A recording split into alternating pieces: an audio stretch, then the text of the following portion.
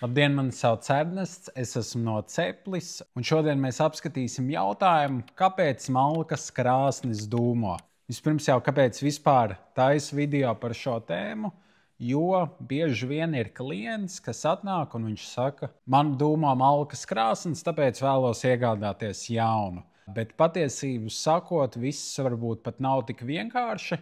Iespējams, pat ar malkas krāsni viss kārtībā, ir tikai citi elementi, kas var ietekmēt šo dūmošanu, un nevienmēr šis jautājums tiks atrisināts nomainot malkas apkuras iekārtu. Tāpēc es taisu šo video, lai dalītos savā pieredzē ar to, ka ir vairāk kā viens iemesls, kāpēc malkas krāsnis var dūmot, un ka nevienmēr risinājums ir pilnīgi jaunas malkas krāsniņas vai plīts iegāde. Pirmais iemesls, ko varam izskatīt, ir vilkmes problēmas skurstenī. Un tas iedalās vēl mazākās grupās, jo vilkmes problēmas skurstenī ir tāds ļoti plašs termins. Sāksim ar to, vai nu skurstenis ir aizsērējis vai arī sašaurināts. Tas nozīmē, vai nu tas ir aizkvēpis ar sodrājiem, vai nu ir kāda putnu līgzda izveidota. Skurstenī arī, ja bieži nelieto malkas krāsni vai kamīnu, ir dzirdēts par šādām situācijām. Dārva, lapas, viss kaut kas var sakrist pašā skurstenī iekšā, lai būtu normāla vilkme. Skurstenim ir jābūt tīram no šķēršļiem, kurus es tikko pieminēju. Tāpēc tīriet savu skursteni. Ieteicams ir 2 reizes sezonā, bet vismaz 1 reizi sezonā obligāti vajadzētu. Tālāk jau otrais būtu nepietiekams skursteņa augstums. Skurstenim ir jābūt vismaz 60 cm virs dūmvada koras, jo pretēji tam, ja tas atrodas zemāk, vējš var radīt pretvilkmi. Tāpēc netaupiet naudu uz skursteņa garumu, dariet arī tā, kā ir tas paredzēts, lieciet 60 cm virs jumta koras un principā ievērojiet visus dūmvada uzstādīšanas pamatprincipus, vai arī atstājiet to speciālistiem, bet noteikti netaisiet mazos īsos skursteņus un nedomājiet, ka, teiksim, man tur maza krāsniņa, mazs skurstenītis, ka vajadzētu pietikt. Jebkurā gadījumā, pat ja tagad pietiek, varbūt nomainot apkurs iekārtu pret lielāku, var nepietikt, tāpēc labāk uzreiz iegādāties pareizā garuma skursteni. Drošība un pareiza uzstādīšana noteikti ir galvenais. Tālāk jau skursteņa diametrs neatbilstošs. Tad jau dūmvada diametrs var būt arī neatbilstošs, un tas var būt gan par lielu, gan par mazu. Par mazu, es domāju, ka tas tāds izplatītākais, ko daudzi zina, kad no lielāka diametra uz mazāku nedrīkst pāriet. Ir reti izņēmumi, teiksim, ir krāsniņas, kurām ir pieejami vairāki diametri, viens un tas pats modelis, tad vēl šo izņēmumu var veikt, bet pamatā, ja jums, teiksim, dūmvada diametrs vai čaulas diametrs dūmvadā ir 130, jūs īsti nevarat pieslēgt, teiksim, malkas krāsniņu, kurai ir 150 mm diametrs. Otrādāk gan tas ir iespējams. Tāpēc tas ir viens, skurstenis var būt par šauru, otrs skurstenis var būt par lielu, un par lielu no tāda skata punkta, kad malkas krāsniņai, kurai, teiksim, ir mazs diametrs un skurstenim ir milzīgs diametrs, sākot no 200 mm, jau tie lielie diametri, viņai var būt grūti uzsildīt šo skursteni. Šie dūmi iekšā atdziest, jo viņi nevar uzkarst, jo ir milzīgs daudzums ar viņiem, jo ir milzīga kubatūra skurstenī iekšā, kas ir jāuzsilda. Šī krāsniņa vienkārši neuzsilda, dūmi vēsie nāk atpakaļ iekšā un krāsniņa izdala dūmu smaku. Tāds neliels padoms no manas pieredzes. Viens no universālākajiem diametriem ir 150, tas iekļauj ļoti daudz modeļus. Tas iekļaus, protams, 150, 130, 120, un ja nākotnē nepieciešama modeļa nomaiņa, tad tas ļoti, ļoti atvieglos dzīvi. Tāpēc 150 ir, manuprāt, viens no labākajiem izmēriem malkas krāsniņām. Katliem to nevajadzētu ņemt vērā. Un ceturtais šajā skursteņu kategorijā nepietiekami sasilis skurstenis. Mēs no rīta pamostamies, mēs gribam iekurt krāsni un grūti to iekurt. Vēsais gaiss ir smagāks par silto, tas ir sasēdies pašā dūmvada caurulē iekšā, un ja jūs mēģināt, ar sērkociņiem jau tādas pagalas aizdedzināt, īsti neies cauri, viņas visu laiku dzisīs nost, un šis process var vilkties ilgi, un pamatā tā liesmiņa būs maza, dūmi būs daudz, jo netiks viņi vilkt uz augšu. Tāpēc mums vajag dabūt šo vēsā gaisa korķi ārā. Ir vairāk veidi, kā to izdarīt. Patiesībā sakot, ja jūs zinat, kad jūs tuvākajā laikā plānojat iekurt krāsni, jūs varat vienkārši atvērt durvis viņai kādas 30 minūtes pirms jūs vēlaties veikt šo iekuršanu, ļaut istabas siltajam gaisam ieplūst iekšā krāsnī, uzsildot nedaudz pašu skursteni. Ir vēl variants, ielikt kaut vai sveci pašā krāsniņā, tas lēnām un vienmērīgi uzsildīs skursteni. Vēl variants ir izmantot avīzes, piebāzt pilnu degkameru un attiecīgi tās aizdedzinot būs liels siltuma daudzums uzreiz, ļaus šim siltajam gaisam izspiest vēso gaisu ārā. Ceturtais, viens no interesantākajiem, manuprāt, ir šī augšējā dedzināšanas metode. Tātad apakšā mēs saliekam tās lielās pagalas, un mēs taisam piramīdu, un pašā augšpusē mēs saliekam mazus skaliņus, avīzes, ļaut, lai šis augšējais slānis ļoti viegli aizdegās, uzreiz vienmērīgi iesilda skursteni. Jo augšējais slānis aizdegsies ļoti viegli, kā jau es minēju, mazi skaliņi, avīzes aizdegsies arī vēsā skurstenī. Tālāk jau šīs ogles kritīs uz nākamajiem līmeņiem, pakāpeniski iesildot dūmvadu un neradot nekādus dūmus, un ļoti viegli iesildot šo skursteni. Tagad izrunājām par vilkmes jautājumiem skurstenī, ejam uz krāsnes konstrukcijas jautājumiem. Pirmais, par ko runāsim, ir viensiena dūmvados, ir pārāk daudz līkuma. Tātad, kas ir viensiena dūmvads? Viensiena dūmvads ir melnā tērauda dūmvads parasti. Tas arī var būt nerūsējošā tērauda, bet daudz vairāk izplatīts ir šāds melnā tērauda dūmvads. Tas ir nesiltināts un tas atrodas mājas iekšpusē.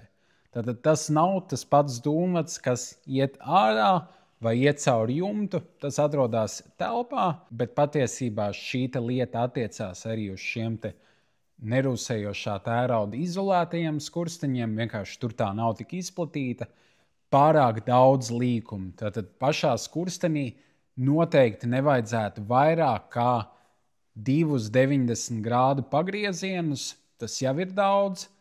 Ideālā gadījumā izmantot tikai 45 grādu pagriezienus. 1,90 grādu pagrieziens visā dūmvada sistēmā ir vēl pieņemami. Bet jo mazāk pagriezieni, jo mazāk kaut kādi horizontālie posmi, jo noteikti labāk un arī šī vilkme uzlabosies. Tāpēc vajag izvairīties no daudziem 90 grādu pagriezieniem un horizontāliem posmiem, un vilkme par to rādīs, varēs uzreiz just, cik labāk šie dūmi izplūst ārā pa skursteni. Otrais var būt bojāti blīvējumi. Viens pašai krāsnī var būt bojāts. Šis blīvējums parasti durvju vai stikla blīvējums. Kad krāsnes ir augsts, skurstenis augsts, parasti jau tā degkamera tāpat nedaudz piepildās ar tiem dūmiem, un šis ir tas brīdis, kad, ja krāsnes durvis ir aiztaisītas caur šīm šuvēm vai blīvējumiem, ja tie nav atjaunoti vai jau ir izdeguši, var ieiet šie dūmi. To noteikti var pamanīt. Ir pat tādas testa kapsulas, kad var ielikt krāsnī un apskatīties, caur kurieni dūmi iet ārā. Bet arī šis jautājums attiecās arī uz skursteni, jo, ja jums skurstenī ir kāds caurums, tas gan vairāk attiecās uz ķieģeļu skursteņiem. Tad, protams, šī vilkme būs ietekmēta un ietekmēta uz negatīvo pusi. Jo, kā labi piemēru, varbūt es varu pateikt pudeļsūcējiem, jo pudeļsūcējiem ir, caurulē caurums, tas nesūks tik labi. Līdzīgi arī malkas apkurs iekārtas dūmats, ja kaut kur ir caurums vai kaut kur šuve neļauj izveidot šo te kvalitatīvo blīvējumu, tad šī vilkme zūd. Un atkal rezultāts dūmu ieplūšana telpā. Tāpēc vecos skursteņos vienmēr ieteicams likt šīs čaulas, lai pilnīgi hermētiski noslēgtu dūmvadu un pārbaudiet visas durvju šuves, pelnu nodalījumu, stikla durtiņu šuves. Tās ir ik pa laikam jāatjauno. Tālāk jau trešā grupa būs nepareiza kurināšana. Numur 1 runāsim par malkas mitrumu. Tātad, ja jūs pērkat malku, tad noteikti ir vērts investēt šajā te mitruma mērītājā, lai noteiktu malkas mitrumu. Tas ir būtiski gan siltuma atdevē no malkas, gan arī šajā te kurināšanas procesā. Un, protams, arī tas var būt viens no iemesliem, kāpēc šie te dūmi rodās. Jo kāpēc? Ja mēs iedomājamies pagali pa vienu vienību, kaut kādu daļu sastāda šis te procents ar mitrumu. Jo šis te procents ir lielāks, jo malka ir nederīgāka kurināšanai. Parasti tiek ieteikts skatīties, lai šis te procents ir mazāk par 20. Un ja tas ir lielāks un notiek kurināšanas process, tad varam iedomāties, ka šis te kurināšanas process faktiski tiek dzesēts ar to mitrumu, kas ir šajā te pagalē. Ja tā ir mitra, tad notiek šis te kuršanās process, un paralēli viss šis te process arī tiek dzesēts, jo šī te malka izdala daudz tvaikus, tie sajaucās ar dūmiem, rada tādu smagu, sliktu vilkmi, un vēl sliktāk tas rada darbu. Tas ne tikai ietekmē vilkmi, bet patiesībā sakot arī skursteņa kvalitāti, un skurstenim aizaugot, protams, arī rodās šī te nākamā problēma, kas ir skursteņa problēma ar vilkmi, jo tas ir aizaudzis. Mēs atgriežamies jau pie pirmā jautājuma. Tāpēc lūdzu kuriniet malkas krāsnīs sausu malku, mazāk par 20%. Ja jūs paši sagatavojat savu malku, vajag nogaidīt 2 līdz 3 sezonas no ciršanas brīža līdz likšanai malkas krāsnī. Tas gan atkarīgs, šis laiks ir no paša koka šķirnes, bet, ja jūs pērkat malku, noteikti ir vērts investēt mitruma mērītājā, pirms jums malku izlādē. Pārbaudiet pāris pagalēs. Viens jūs zināsiet, ka jūs neapkrāpj, otrs jūs arī saudzēsiet skursteni un savu malkas apkurs iekārtu. Nākamais ir aizvērtas gaisa padeves. Video aprakstā es ielikšu saiti uz video, kurš mums ir sataisīts tikai par šīm gaisa padevēm. Daudz kas bija jāizrunā, un tā ir liela tēma. Bet principā, ja jūs nezināt, kā darbojās jūsu malkas krāsnes gaisa padeves, tad var būt tā, ka telpā ieplūst dūmi. Ja tās ir aizvērtas nepareizajā brīdī, tad var būt šis te iznākums. Bet noskatieties šo te video, un tur būs precīzāk aprakstīts, kas un kā. Nākamais aizvērts aizbīdnis. Parasti visām malkas krāsnīm ir aizbīdņi. Ja tas ir aizvērtā pozīcijā, kas nozīmē, ka tas faktiski bloķē visu skursteni, tad pavisam noteikti arī šī vilkme nebūs, attiecīgi dūmi nāks iekšā telpā. Ticiet vai nē, bet ir bijuši šādi gadījumi, kad cilvēki aizmirst atvērt šo te aizbīdni un jautā, kāpēc nāk dūmi iekšā. Bet tad viņi atcerās, ja aizbīdnis ir jāatver, to noteikti arī pārbaudiet, jo ir dažreiz šīs situācijas stresa, kad nāk dūmi un nezināt, ko darīt. Paskatieties aizbīdnis, ja tas ir atvērts, tad var analizēt šo situāciju tālāk. Trešais, es domāju, ka tas daudziem tiešām jau ir zināms, ar ko drīkst kurināt, ar ko nedrīkst malkas krāsni. Vairāk vai mazāk malkas krāsni drīkst kurināt ar sausu malku. Ir modeļi, kurus var kurināt ar briketēm, un ir pat modeļi, kurus var kurināt ar oglēm. Šis gan vairāk Latvijas līmenī ir kā izturības apliecinājums, bet jā, šie ir tie kurināmie, tie ir sausi, tie ir tīri. Nevajag kurināt ar plasmas vai ar kaut ko mistisku, vai ar kaut kādiem būvgrošiem, vai ar kaut ko tam līdzīgu. Pat, teiksim, malkas atgriezumi, kuri, teiksim, tur impregnēti vai apstrādāti kaut kādā veidā. Ja tie nepadarīs jūsu skursteni netīru, tie pavisam noteikti nav labi jūsu veselībai, tāpēc izvairieties no tiem, bet domāju, ka par šo tematu nav pārāk daudz jārunā. Jo Latvijā cilvēki zina, ar ko kurināt drīkst un ar ko nedrīkst. Un tālāk vēl viena būtiska tēma - ārējie apstākļi. Numur 1 - laikapstākļi. Laikapstākļi pavisam noteikti var ietekmēt to, vai jūsu telpā ienāks dūmi vai nē. Numur 1 - stiprs vējš. Ja jums ir parastas uzbūves skurstenis, bez šīs te augšējās galvas, kas grozās pretī vējam, tad pavisam noteikti var būt šāda te problēma. Vējš iepūš iekšā skurstenī un rada šo te stipro pretspiedienu, neļaujot dūmiem iziet ārā. Ja jums ir stipri vēji, tad noteikti iesakam izvēlēties skursteņu galvu, kur grozās, lai tā vienmēr atrastos pret vēju un tajā nepūstu iekšā. Tādas lietas kā migla, zemes atmosfēras spiediens ir visi apstākļi, kas spiež uz leju un neļauj dūmiem iznākt ārā, bet gan palikt lejā un izdalīties istabā. Tāpēc šādos gadījumos ir vairāk jāiegulda laiks skursteņa uzsildīšanā, ir vairāk jāsliek šīs avīzes, ir vairāk jādarbojas ar maziem skaliņiem, ir jāļauj kārtīgi uzsilt šim skurstenim un pakāpeniski jāliek lielākas pagalas. Tas ir vienīgais veids, kā mēs varam cīnīties pret šiem te ārējiem laikapstākļiem. Tāpēc, ja jūs manat, ka kādi no tiem ir, un tie ir līdzīgā laikā ar jūsu problēmām ar dūmošanu, tad šīs te lietas var būt saistītas. Arī blakus esošās ēkas, koki var traucēt skursteņa plūsmai. Principā jau nav ieteicams, kad kaut kas atrodas ļoti tuvu skursteņa galam, bet dažreiz sanāk tā, ka koki var būt salīdzinoši tuvi. Tas gan jāskatās būs skursteņa instrukcijās, jo katram tipam ir savi nosacījumi, bet skursteņa galam nekādi koki vai kaut kādas piebūves īsti klāt nevar atrasties. Tie arī var radīt sliktāku vilkmi, kas rezultēsies ar dūmu ienākšanu telpā.